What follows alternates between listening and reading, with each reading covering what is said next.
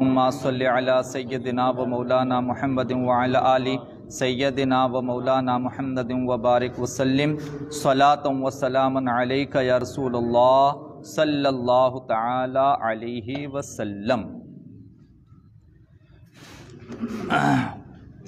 وہ بیان چل رہا ہے کہ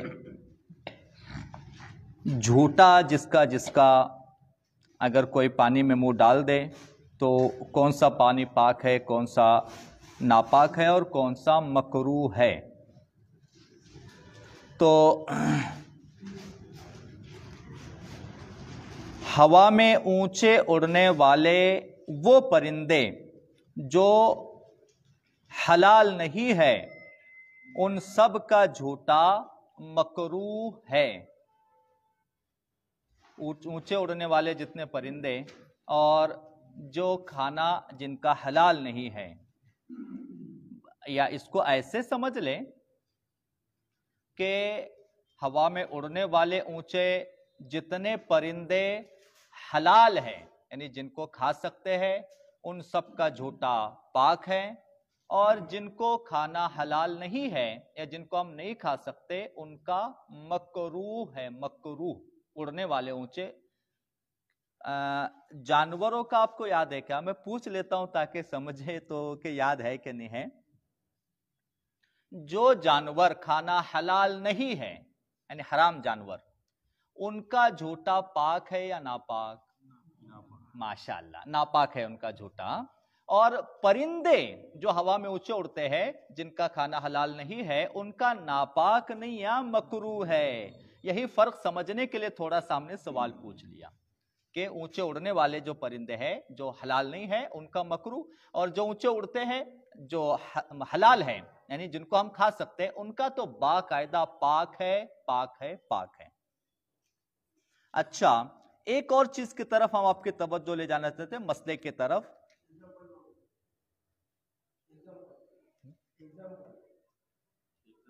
فار ایگزامپل، ہاں جی، جتنے حلال جانور ہیں، جتنے حلال پرندے جن کو کھا سکتے ہیں، اس کا کل بتایا ہم نے حلال کون سے حرام کون سے، غالباً بتایا ہے۔ اچھا، اس میں ایک مسئلہ سمجھ لیں، جو ابھی جھوٹے کا تذکرہ چل رہا ہے نا کہ کون سے جانور نے منہ ڈالا یا جھوٹا کر دیا تو حلال حرام، پاک ناپاک، مکروہ، یہ سب ذکر چل رہا ہے۔ اس میں ایک مسئلہ سمجھ لیں کہ جو جھوٹا پاک ہے، کیونکہ ابھی بہت سارے پاک اور ناپاک بتائے گئے، کون سے جھوٹے پاک ہے کون سے ناپاک ہے بتائے گئے، تو اب اس میں ایک مسئلہ سمجھ لیں، جو جھوٹا پانی پاک ہے اس سے باقاعدہ وضو اور غسل کیا جا سکتا ہے۔ یہ مسئلہ اس لیے جان بوجھ کر عرض کیا گیا کہ شروعات میں ایک مسئلہ آیا تھا کہ وضو کے اور غسل کے پانی میں ہاتھ ڈال دیا بغیر دھلا تو اب اس سے غسل بھی نہیں کر سکتے، وضو بھی نہیں کر سکتے، یہ مسئلہ تھا۔ تو اب یہ جو جھوٹا پانی ہے، جیسے چوپایوں کا پیا ہوا، گائے بیل بھینس بکری ان کا پیا ہوا پانی، تو اس سے باقاعدہ وضو ہو سکتا ہے، باقاعدہ اس سے غسل بھی ہو سکتا ہے۔ ہاں، اب ایسا ہوا کہ بکری کو پانی پلایا تھا کسی بالٹی میں، برتن میں، اور پھر اسی پانی میں کسی نے بے دھلا ہاتھ ڈبا دیا، ہم اور آپ کسی انسان نے بغیر دھلا ہاتھ اس میں ڈبا دیا، تو اب اس کو وضو کو نہیں استعمال کر سکتی، اب اس سے غسل نہیں ہوگا۔ لیکن جب تک صرف بکری کا جھوٹا تھا تب تک باقاعدہ وضو اور غسل دونوں ہو سکتا تھا۔ یہ باریک مسئلہ کبھی نہ کبھی تو چلتے چلتے لائف میں سامنے آئیں گے، تو یاد رکھنا۔ اچھا،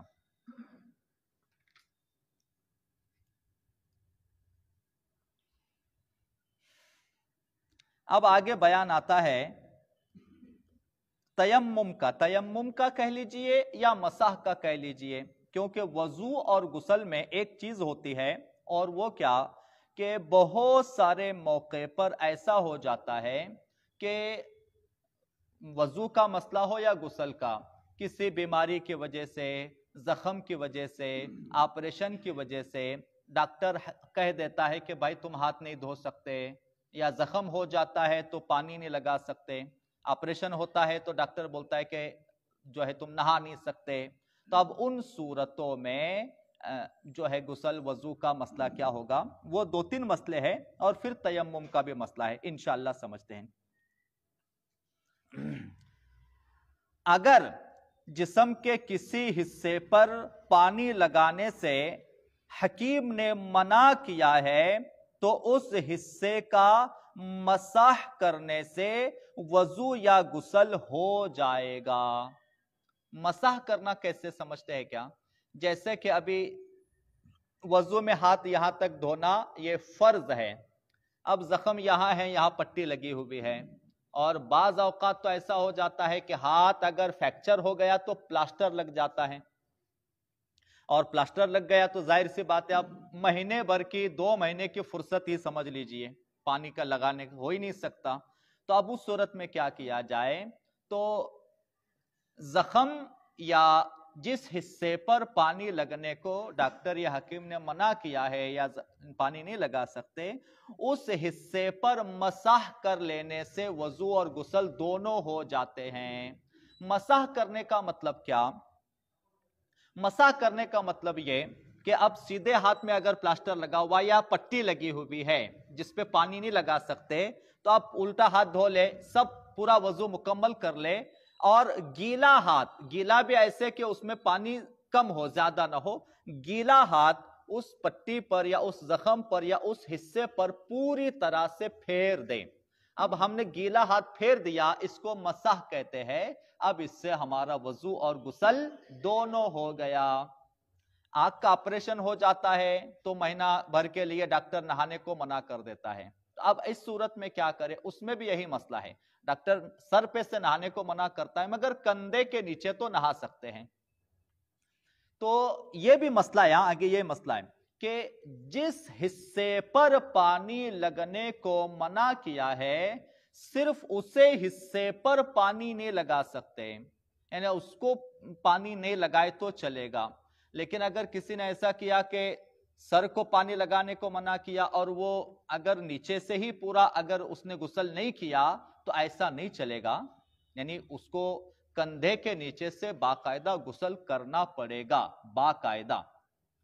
फिर जो है जिस हिस्से में पानी नहीं लगा सकते उस पे बाकायदा मसा करना है। मसा का एक और मसला समझ लें कि मसा जितने हिस्से पे पानी नहीं लगा है उतने पूरे हिस्से पे हाथ फिर जाना जरूरी है।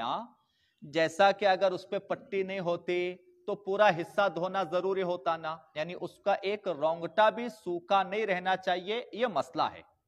तो अब मसा में भी वही मसला आएगा कि जैसे पट्टी पूरे गोल हाथ में लगी है और किसी ने सिर्फ ऊपर ही ऊपर हाथ फेर दिया और मसा कर लिया, नीचे की तरफ हाथ नहीं फेरा, तो ऐसे नहीं चलेगा। जितने हिस्से में पट्टी लगी है उतना पूरे हिस्से में हाथ फिर जाना जरूरी, यानी एक रोंगटे के बराबर भी ऐसी जगह बचनी नहीं चाहिए जहां उसका हाथ फेरा नहीं गया हो या उसका मसा ना किया गया हो। प्लास्टर लगा हुआ है तो पूरे प्लास्टर पर, यानी जितना प्लास्टर लगा है पूरे पे हाथ फिर जाना जरूरी है। अगर ऊपर फेरा नीचे नहीं फेरा तो अब ऐसे नहीं, उसको मसा नहीं होगा या वजू या गुसल नहीं होगा। अच्छा, एक चीज है इसमें कि मसा जो है जख्म पे या जहां पे पानी नहीं लगना है, मसा गुसल और वजू दोनों के लिए एक ही है। यानी फर्ज कीजिए किसी ने गुसल किया, गुसल करने के बाद उस पे मसा भी कर लिया, तो अब अलग से वजू और अलग से मसा करने की जरूरत उसको नहीं है। यानी वो जो गुसल में जो वजू के जो गुसल के लिए जो मसा किया था बाकायदा उसमें वजू भी हो गया और उससे नमाज कुरान सब कुछ किया जा सकता है। अच्छा, अब तयम्मुम का बयान। वक्त इजाजत नहीं दे रहा है, तो तयम्मुम का जो है, तयम्मुम किसे कहते हैं बस उतना समझ ले, फिर इंशाल्लाह तयम्मुम के बारे में कल आगे 11 मिनट के आगे बाद में की जाएगी इंशाल्लाह। तयम्मुम उसे कहते हैं कि जब पानी ना हो, यानी ऐसा मौका हो या ऐसी ایسی جگہ ہم ہو جہاں وضو یا غسل کے لیے پانی نہیں ملتا ہو تو اس صورت میں اب تیمم کیا جائے گا. پانی نہ ہونے کی صورت میں تو اب وہ تیمم کیسے کرنا ہے، اس کے کیا مسائل ہے، انشاءاللہ کل بیان کیے جائیں گے. شب جمعہ کا درود شریف پڑھ لیں. بسم اللہ الرحمن الرحیم. اللہم صلی وسلم وبارک علی سیدنا و مولانا محمد النبی الامی الحبیب الاعلی القدر العظیم الجاہ وعلی آلہ وصحبہ وبارک وسلم. الفاتحہ.